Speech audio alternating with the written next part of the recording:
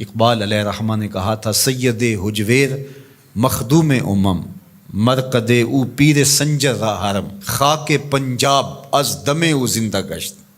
پنجاب کی دھرتی کو جو ایمان کا چراغاں نصیب ہوا تو اس پاکیزہ وجود سے نصیب ہوا ہے۔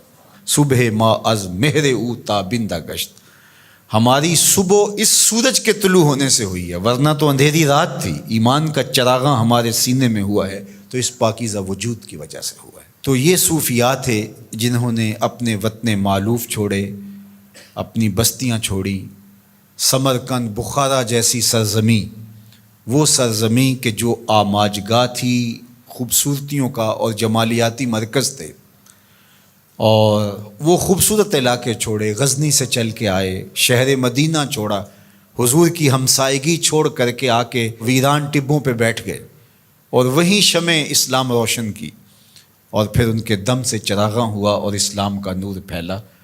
تو ہم اگر صائب مزاج ہوں گے تو ہم کبھی بھی احسان فراموش نہیں ہوں گے، ان بزرگوں کے شکر گزار ہوں گے کہ اگر یہ یہاں آئے نہ ہوتے تو آج ہماری پیشانی بھی کسی پتھر کے آگے سجدہ ریز ہوتی۔ لیکن ان بزرگوں نے ہمارے آباء و اجداد کو اسلام دیا، ہمارے آباء و اجداد کو دین سکھایا، ان کے سینے میں چراغاں کیا حقیقت کا، اور سارے اندھیرے ختم کیے۔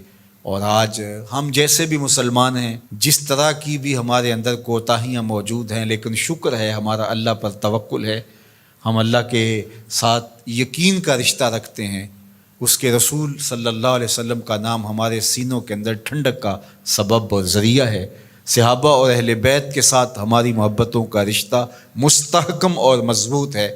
تو یہ ان پاک باز ہستیوں کی محنتوں کا ثمرہ ہے جو نصیب ہوا، اور آج ہم ان بزرگوں کے حضور اپنی عقیدتوں کا خراج پیش کرتے ہیں اور اپنی محبتوں کا نذرانہ پیش کرتے ہیں۔ دوسری بات، چونکہ جب کسی چیز کی اصل لوگوں کی ضرورت بنتی ہے تو مارکیٹ میں اسی کی نقل آتی ہے، جس کی اصل قابل قبول نہیں ہے اور جس کی اصل کی ڈیمانڈ نہیں ہے اس کی نقل بھی نہیں آتی۔ تو اس لیے چونکہ صوفیاء کے ساتھ لوگوں کا تعلق، لوگوں کا ربط، لوگوں کا رشتہ محبت بہت گہرا ہے، تو بہت سارے ایسے لوگ جو صوفی نہیں تھے وہ لبادہ اوڑھ کر کے بیٹھ گئے اور لوگ ان کی طرف جانے لگے، پھر ان کے کہے ہوئے جملوں کو آگے نقل کرنے لگے، اور معاشرے کے اندر تصوف کا ایک غلط تصور پھیلا جو کہ تصوف کی روح نہیں تھی۔ سب سے پہلے یہ سمجھیں کہ تصوف اسلام سے متوازی کوئی نظام نہیں ہے۔ اسلام کے مرتبہ احسان کو ہی تصوف کہا جاتا ہے۔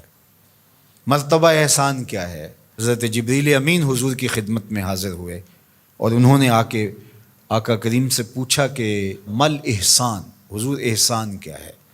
تو آقا کریم نے فرمایا، تو اللہ کی عبادت اس طرح کرے کہ گویا تو اسے دیکھ رہا ہے۔ تو عبادت کو اس طرح سے کرنا یہ مرتبہ احسان ہے۔ دوسرے لفظوں کے اندر اس کو تصوف کہا جاتا ہے۔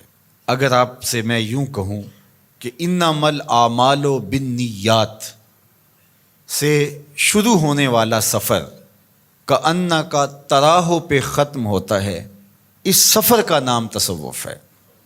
اس کو مرتبہ احسان کہہ لیں، اس کو تصوف کہہ لیں، اس کو صوفیزم کہہ لیں، اس کو کوئی نام دے دیں، تو یہ ہے مرتبہ احسان جو انما الاعمال بالنیات سے شروع ہوتا ہے، اور وَاعْبُدْ رَبَّكَ كَأَنَّكَ تَرَاهُ، اپنے رب کی عبادت اس طرح کرو کہ گویا تم اسے دیکھ رہے ہو۔ تو یہ جتنا احساس انسان کے اندر راسخ ہوتا چلا جائے گا اس قدر وہ بڑا صوفی ہوگا۔